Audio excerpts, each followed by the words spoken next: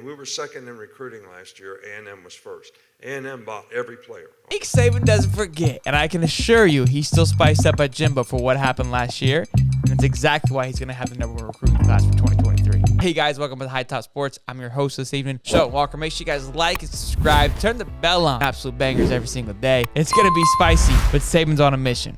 Let's get into it. As you guys saw in the video, Saban was upset with Jimbo because of his recruiting class. It was the #1 recruiting class of all time in 2022 for Texas A&M. Saban wasn't having it. Saban used to be on top and just tearing everybody to pieces when it comes to recruiting.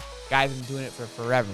Except last year when Jimbo got all the stars. He got 8 5-stars. Now we've got a new year. The NIL is in full motion, and Saban is on a mission. As of now, he sits with 25 recruits compared to last year with Texas A&M where they sat with a total of 32 recruits. So he's got a few more left to go, especially with the COVID season.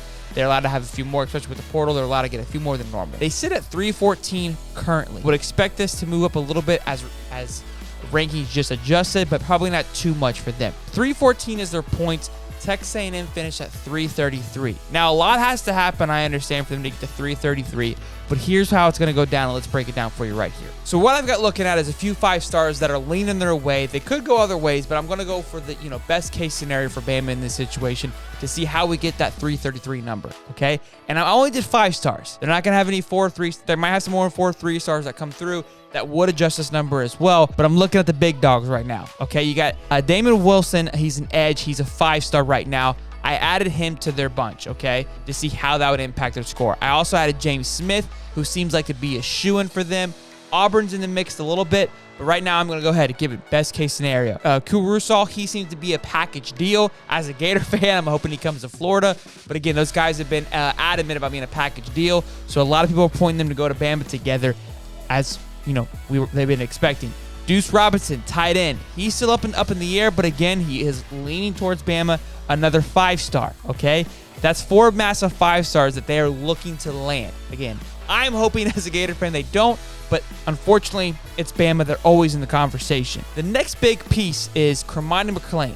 Right now, he's with Miami, but there's been a lot of noise recently that he could be flipping. Now, I know he came out and hushed those noises down, but I don't know what's going on in Miami.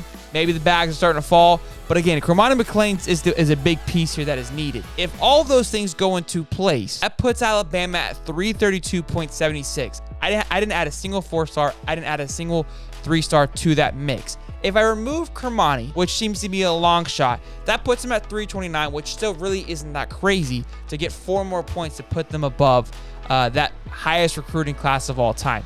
It's going to be tough. I do fully believe that, but with the signing day coming up December 22nd and then another one coming up February 3rd, I see Nick Saban getting this done. They also had a lot of guys go to the portal this year, and everyone's asking why. It could be all these 5-stars that he's making room for, and he's letting these 5-stars know, hey, you're going to be that guy.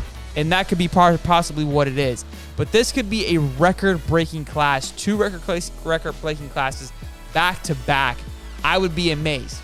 Now, there is something to be said. These 247, these recruiting classes, these ranking websites, they do adjust these kids' scores every so often. They just adjusted them today, moving a lot of kids up in the recruiting class. So like I said, this class may be a little bit higher already. I haven't seen it finally set in yet. For a few schools, I have seen the score kick in, but I haven't seen it yet on the new adjustments kick in. So look, I'd only imagine Keon Keeley, he went from a 10th ranked player to I believe the 3rd ranked player. He's going to have a lot more points than what he does have right now. Right now, he's giving them plus 29. I wouldn't be surprised if that bumped it up a few more, maybe just a couple more decimal points. But again, all that will add up. So stay tuned. So let me know in the comments. What do you guys think? Do they end up surpassing that #1 recruiting class of all time? Do they cool down here towards the end of recruiting season? What do you guys think? It's going to be a shit show at the end here. So make sure you guys like, subscribe, turn the bell on. We'll keep you guys up to date with it and how it breaks down. We'll see you in the next one. Peace.